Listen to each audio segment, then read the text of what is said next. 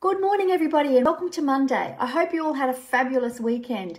It was pretty gorgeous here in Sydney over the weekend, and I got to do a very long walk yesterday, and then I had an afternoon nap. So I'm feeling super recharged today and ready to go this week. So I hope you managed to get outside and do something that was fun. So this week I am talking about thyroid still. Last week we talked about what happens if your thyroid slows down, so hyperthyroid and Hashimoto's disease.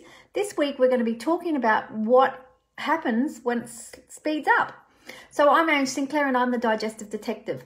So before we dive in, just a quick refresher to what our thyroid does. So our thyroid gland, which is here in our neck, produces hormones to regulate our body temperature, our heart rate, our growth, our energy production, and our brain health.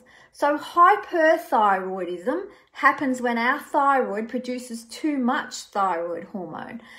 When we make too much thyroid hormone, our energy metabolism speeds up, causing us to burn through lots of nutrients really quickly. So there are two other hyperthyroidism that I won't get into today, and these don't involve the immune system. So they are toxic multinodular goiter and toxic adenoma. So they're not ones we're going to do today. So we're going to talk about, so hyperthyroidism is just the speeding up.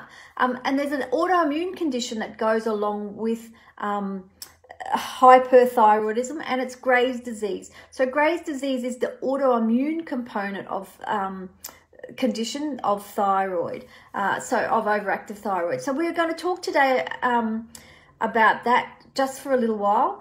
So 60 to 80% of people who have an overactive thyroid get diagnosed with Graves' disease. So that's quite a lot. So our thyroid function is basically regulated by our pituitary gland. So it secretes the thyroid stimulating hormone, or TSH for short, which then signals the thyroid to produce those hormones of T3 and T4. In Graves' disease, an antibody known as thyrotropin receptor antibody, or TRAB for short, and it mimics the pituitary hormones and completely overrides the system and creates an overactive immune system. So some signs you might have an overactive thyroid: you're sweaty, you have hot flushes, you've got frequent stools, loose stools, or chronic diarrhea. You're losing weight and you're not trying. Changes in your menstrual cycle, your eyes are bulging out a little bit. Racing heart or palpitations, really common. Reduced libido, fatigue, irritability, anxiety, problems sleeping or insomnia. Increased appetite, or thick red skin on your shins or on your feet.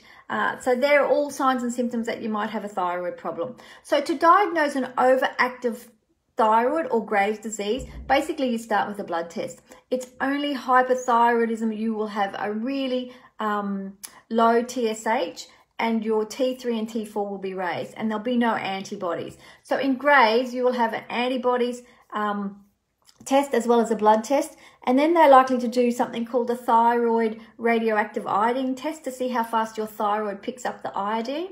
And then if there's still issues around that, then they're also likely to give you a thyroid ultrasound to make sure you've got no nodules that are involved in the whole process as well. So, well, that's it for hyperthyroidism and Graves' disease. That's a bit of a mouthful.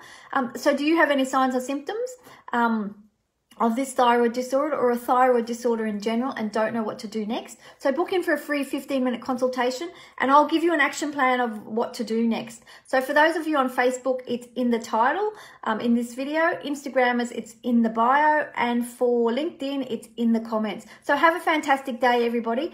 See you tomorrow for Transformation Tuesday, and you guessed it, I will be talking now about a Graves' disease client, and I look forward to seeing you then. Have a great day.